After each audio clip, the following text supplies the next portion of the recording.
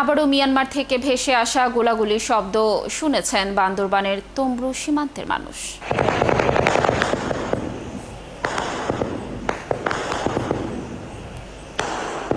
ঘুমধুম ইউপির মেম্বার শফিক জানান, রবিবার রাত 12টার কিছুক্ষণ পর মিয়ানমারের ভেতর থেকে গোলাগুলির শব্দ শোনা যায় বাংলাদেশ সীমান্তে। প্রায় 150 রাউন্ড পর্যন্ত গুলির শব্দ পান তারা। ঘণ্টাখানেক পর গোলাগুলি থেমে যায়। ধারণা করা হচ্ছে দখলদার আরাকান আর্মি ও মিয়ানমারের স্বাধীনতাকামী রোহিঙ্গা সশস্ত্র গোষ্ঠীর মধ্যে এই সংঘর্ষ চলেছে। এর আগে 26 জুলাই নাইক্ষ্যংছড়ি মিয়ানমার সীমান্তে তীব্র গোলাগুলি হয়।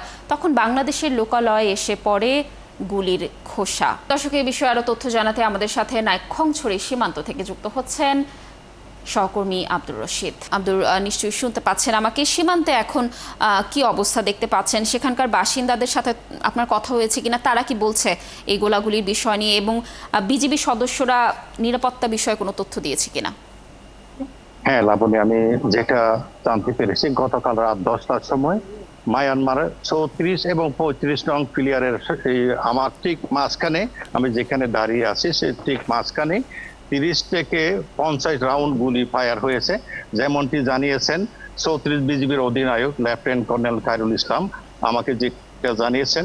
মায়ানমারের জান্তা এবং আরাকান আর্মির সদস্যদের যে তাদের অবজারভেশন পোস্ট দখল করে নিয়েছে আরাকান আর্মি, সেটা পুনরুদ্ধার করার জন্য জান্তা বাহিনী তাদেরকে গুলি বিনিময় করেছেন 30 থেকে 50 রাউন্ড মতো। এবং এলাকার যে পরিস্থিতি ছিল, গতকাল গোলাগুলির কারণে কাজকর্ম ফিরে নাই, কিন্তু আজকে সবাই বিজিবির টহল জোরদার করার কারণে স্বাভাবিক। আবার আমার এই যে সীমান্তের পাশে দেখতে পাচ্ছেন যারা ওয়ার্কার কাজ করতেছে, শ্রমিকরা কাজ করতে ধান চাষ কাজ করতেছে, স্বাভাবিক হয়ে গেছেন, বিজিবির টহল জোরদার আছেন। এই বিষয়ে আমি নাইক্ষ্যংছড়ি উপজেলা নির্বাহী অফিসার মাজাহারুল ইসলাম সাহেবের সাথে কথা বলেছি। তিনি যেমনটা জানিয়েছেন, যাতে এলাকার মানুষ আতঙ্কিত না হয় সেই বিষয়ে তিনি মাইকিং এর ব্যবস্থা করেছেন। এরপরেও আজকে সদর ইউনিয়নে আসাদতলী সীমান্তে একটা স্থল মাইন বিস্ফোরণ হয়েছে। সেই বিস্ফোরণের মধ্যে একটি হাতি মারা গেছে বলে আমাকে তিনি জানিয়েছেন। শুধু তাই নয়, গত 1.5 বছরে মায়ানমারে মাইন বিস্ফোরণে অনেক হতাহত হয়েছেন, তার মধ্যে একজন নিহত হয়েছেন, 26 জন আহত হয়েছেন সবাই।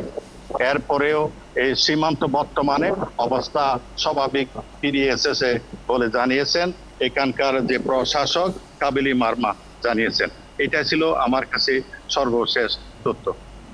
রশিদ, ধন্যবাদ আমাদের সাথে যুক্ত থাকার জন্য। দর্শক, যেমনটি বলছিলাম যে মিয়ানমার থেকে ভেসে আসছে গোলাগুলির শব্দ, এই বিষয়ে সর্বশেষ তথ্য সীমান্ত এলাকা থেকে জানাচ্ছিলেন আমাদের সহকর্মী।